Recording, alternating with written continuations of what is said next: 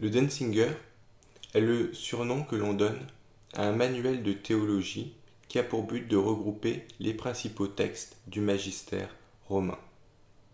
Ce nom provient d'Heinrich Denzinger, un professeur de théologie du XIXe siècle. Celui-ci avait, dans les années 1850, regroupé un certain nombre de textes sous forme de manuels pour les rendre accessibles à un plus large public. La première édition a eu lieu en 1854 et, de son vivant, il a effectué plusieurs rééditions supplémentaires qu'il a à chaque fois complétées. La dernière édition de son vivant, la cinquième, a eu lieu en 1874. Ce projet étant une bonne idée, il a été ensuite continué après sa mort et nous en sommes actuellement à la 38e édition. Enfin, plus exactement, la traduction française que j'utilise et qui est actuellement disponible est basée sur la 38e édition, qui est actuellement sous la direction de Peter Hunnerman. Tout au long de cette carrière, il y a eu différents éditeurs qui se sont succédés, dont le plus connu est sans aucun doute le théologien Karl Rahner. Il faut bien préciser que ce manuel n'a pas pour ambition de regrouper tous les textes du magistère.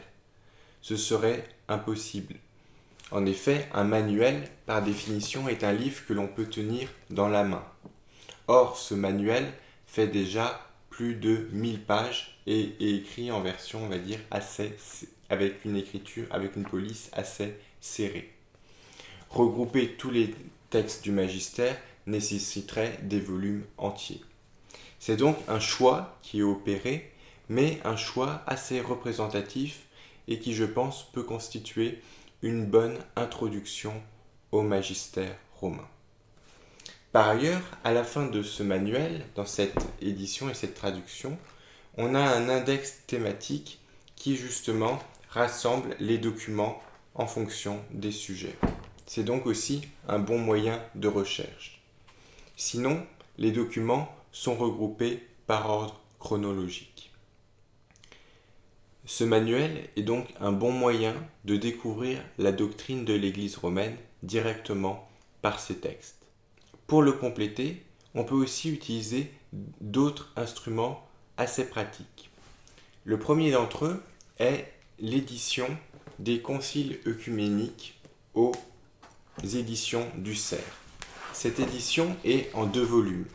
Le premier volume regroupe les conciles de Nicée à la 35 et le deuxième volume les conciles de Trente à Vatican II.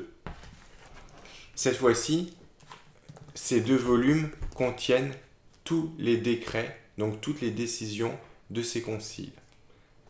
J'aurai l'occasion d'ailleurs de te les présenter dans une série de vidéos. Enfin, le troisième outil est le site du Vatican lui-même.